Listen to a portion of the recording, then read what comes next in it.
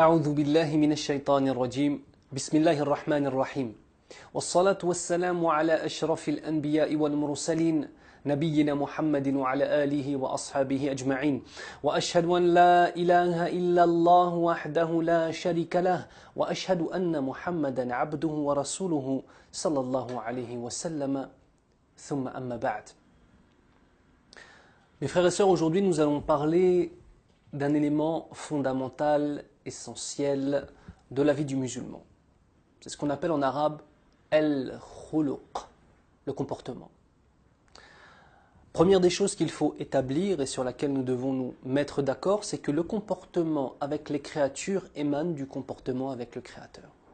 Le premier des comportements auquel l'homme, auquel le abd, auquel la créature d'Allah Azza wa Jal doit penser, vers lequel il doit se concentrer et il doit se consacrer, c'est le bon comportement avec Allah Azza wa Jal par ce que l'on nomme al-tawhid, l'unicité d'Allah, al-ikhlasu lillahi Azza wa Jal, la sincérité dans l'unicité d'Allah subhanahu wa ta'ala.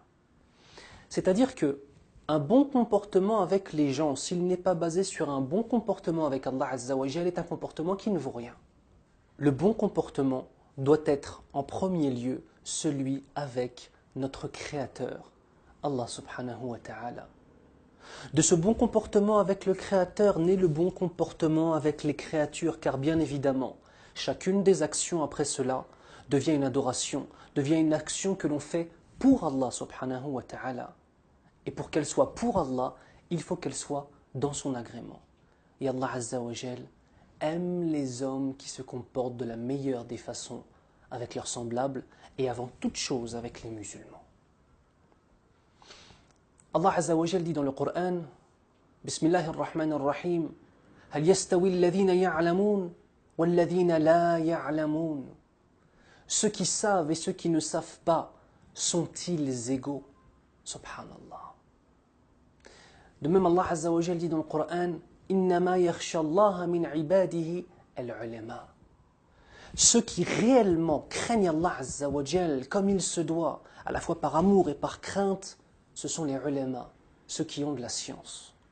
Et ici, la première des sciences, c'est la science du tawhid d'Allah subhanahu wa ta'ala, de se diriger uniquement vers Allah Azza wa Jal. De même, de cette science-là, naîtra un bon comportement avec les créatures. Ça, c'est le comportement avec notre Seigneur. Le comportement maintenant avec les créatures. Écoutez ce cadeau que nous a fait le prophète sallallahu alayhi wa sallam, ce hadith, cette parole prophétique, immense de sens, immense de sens. قال النبي صلى الله عليه وسلم إنما بعثت لأتمم مكارم الأخلاق. الله أكبر. Certes, je n'étais envoyé que pour parfaire le bon comportement. Très souvent, certains musulmans pensent que nous avons les 5 piliers de l'islam et nous avons en plus un wasf zaïd, une chose en plus qui n'est pas obligatoire, qui est le fait d'avoir un bon comportement. Ainsi, dans l'imaginaire général, dans l'imaginaire musulman d'une partie de la population musulmane, le bon comportement avec les gens est une chose qui vient en plus de la foi. Ya ikhwan, qu'on soit bien clair, le comportement fait partie intégrante de la foi. Le comportement fait partie intégrante de la foi. Lorsqu'un homme musulman dit la ilaha illallah, qu'il se convertit à l'islam, qu'une femme se convertit à l'islam, qu'un homme musulman de naissance revient à Allah Azza wa Jal dans un repentir sincère, sa vie doit changer, son comportement doit changer. Ses paroles ne doivent plus être les mêmes. Dans un hadith, on nous décrit le comportement du prophète sallallahu alayhi wa sallam et on nous dit, premièrement, il n'était pas vulgaire. Combien de personnes aujourd'hui sur Facebook mettent des gros mots à tout va? Il faut bien que tu comprennes, mon frère et ma sœur, que vous compreniez, pardon, mon frère et ma sœur, que chaque mot que tu dis sera inscrit. Et si tu mets une insulte, ou que tu mets un gros mot, ou un mot vulgaire sur ton profil Facebook, ou sur Twitter, ou dans un commentaire, ou au téléphone, c'est inscrit. C'est inscrit pour le jour du jugement. Le prophète sallallahu alayhi wa sallam, il n'était pas vulgaire. Il n'était pas indécent de même. Le prophète sallallahu alayhi wa sallam avait de la pudeur. Nous avons un hadith où le prophète sallallahu alayhi wa sallam nous dit إِذَا لَمْ تَسْتَحِ فَاصْنَعْ مَا شِئْتَ. Si tu n'es pas une personne qui reconnaît de la pudeur, qui connaît la pudeur et qui a de la pudeur, alors fais ce que tu veux. Khlas. Dans le sens que, de toute façon, si tu n'as pas de pudeur, tu n'as pas de valeur dans la société dans laquelle tu vis. Et tu es une personne forcément qui fait du mal aux gens par sa langue et par son comportement. Le prophète sallallahu alayhi wa sallam n'était pas vulgaire, il n'était pas indécent, il ne levait pas la voix dans les marchés. Pose-toi la question, Akhil Karim. Est-ce que lorsque tu as une discussion avec quelqu'un, toutes les personnes autour de toi entendent ce dont tu parles? Est-ce que tu déranges tes voisins lorsque tu cries? Est-ce que tu déranges les voisins lorsque tu restes devant la mosquée très tard à parler fort? Est-ce que tu déranges les voisins lorsque tu es en bas du bâtiment en train de parler? Je ne suis pas en train de parler de jeunes qui vendent de la drogue. Cela, leur cas est extrêmement grave. Qu'Allah les guide. Je suis en train de parler de jeunes musulmans qui ne sont pas en train de vendre de la drogue ou en train de consommer de la drogue ou boire de l'alcool et qui sont simplement entre eux en train de discuter, qu'ils ne font rien de mal. Simplement en train de rire, en train de discuter. Sauf que ce qui est mal, c'est que tu es en train de déranger tes voisins. Et cette chose-là par elle-même est une chose qui est muharrama. Enfin, le prophète sallallahu alayhi wa sallam ne rendait jamais un mauvais acte par un mauvais acte et il pardonnait.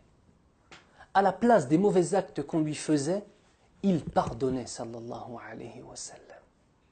Allahu Akbar. On demande à Allah Azza wa Jal de faire en sorte que nous nous rapprochions de ce modèle prophétique sallallahu alayhi wa sallam. Ton comportement est la vitrine de ce qu'il y a dans ton cœur. Ton comportement est le reflet de ta foi, ya akhi. Est-ce que maintenant, chaque soir avant de dormir, on se pose la question, n'ai-je pas froissé un tel? Comment lui ai-je parlé? Comment me suis-je adressé à lui? Ce jeune, cet ancien, cette personne qui avait mon âge. Lorsque je suis parti dans le marché ou que je suis parti dans un commerce, comment est-ce que j'ai parlé? Le musulman doit être une lumière. Le musulman doit être souriant. Vous savez, subhanallah, c'est extraordinaire ce qu'un sourire peut faire dans le cœur d'une personne. يقول النبي صلى الله عليه وسلم ابتسام على وجه أخيك صدقة. Un sourire que tu offres au visage, littéralement parlant, que tu offres au visage de ton frère, c'est une aumône. Est-ce que tu as envie de faire des aumônes, ya akhi? Laissons de côté la récompense auprès d'Allah Azza wa Jal pour chaque sourire que tu vas donner. Dis-moi la différence entre ces deux façons de faire. Tu croises un frère à la mosquée, et lorsque tu le croises, il te regarde et te dit « Salam alaikum ». Ça va? Bien? Alhamdulillah. Et il s'en va. Tu as retenu ce visage? On va en faire un deuxième. Salam alaikum ya akhil karim. Ça va? Tu vas bien? Mashallah. La famille va bien? Est-ce que je peux faire quelque chose pour toi? Ça va Habibana? Tu lui tiens la main. Ça va akhil karim? Et tu lâches pas sa main tant qu'il n'a pas lâché la tienne. Tu lui montres qu'il a de l'importance. Parce que c'est un musulman. Et parce que chaque personne qui dit La ilaha illallah, Muhammadu Rasulullah sallallahu alayhi wa sallam est une personne importante. Ce sourire et cette importance pour les gens me fait penser à un récit qui est arrivé dans la vie du prophète sallallahu alayhi wa sallam à chaque moment de sa vie, subhanallah. Le prophète sallallahu alayhi wa sallam avait cette particularité que lorsqu'une personne s'asseyait avec lui, il avait le sentiment d'être la personne la plus importante à ses yeux. Ainsi, il y a un hadith qui est connu où un homme, un sahabi, radiyallahu anhum jami'an, se lève devant tout le monde avec le prophète sallallahu alayhi wa sallam, avec les autres sahaba autour de lui et dit « Quelle est la personne que tu préfères le plus, ya Rasulallah? Quelle est la personne que tu aimes le plus, ô toi prophète d'Allah sallallahu alayhi wa sallam ?» Le prophète sallallahu alayhi wa sallam de répondre Aïcha. Il répond qui? Aïcha radiyallahu anha. Son épouse. L'épouse qu'il préférait. Subhanallah. Ce sahabi, en entendant cette réponse, subhanallah, bon, Aïcha radiyallahu anha, c'est normal, c'est sa femme, elle était vierge quand elle s'est mariée avec lui. Thumma man, qui après cela? Et que dit le prophète sallallahu alayhi wa sallam? Son père, Abu Bakr as-Siddiq radiyallahu anhu. Le sahabi se dit, bon, son père c'est normal, c'est Abu Bakr as-Siddiq radiyallahu anhu, cela fait longtemps qu'ils sont ensemble, c'était son ami même avant d'être un prophète, ils ont fait la hijra ensemble, il a akhirihi. Il a encore espoir que ce nom vienne après. C'est ça en fait. Ce sahabi qui se lève croit que le prophète sallallahu alayhi wa sallam va dire c'est toi que j'aime le plus. Donc on dit Aïcha. Bon, c'est son épouse, c'est normal. Il dit qui? Satan entend son prénom, afin que tout le monde l'entende. Abu Bakr as-Siddiq radiallahu anhu. Il dit, bon, c'est son meilleur ami. Il dit, thumma man? Qui? Omar ibn al-Khattab radiallahu anhu. Ah, c'est Omar, d'accord. Thumma man? Uthman ibn Affan. Uthman ibn Affan, il est marié, il a été marié avec 2 de ses filles. Thumma man? Ali ibn Abi Talib radiallahu anhum jami'a. Et le sahabi a compris. Il s'est tu et il s'est assis. Ce hadith est important parce qu'il nous montre que dans la conscience collective de tous les musulmans autour du prophète sallallahu alayhi wa sallam, chacun pensait qu'il était important. Et effectivement, il était important. Mais chacun pensait qu'il avait une valeur exceptionnelle auprès du prophète sallallahu alayhi wa sallam. Et c'est ça le modèle dans le comportement.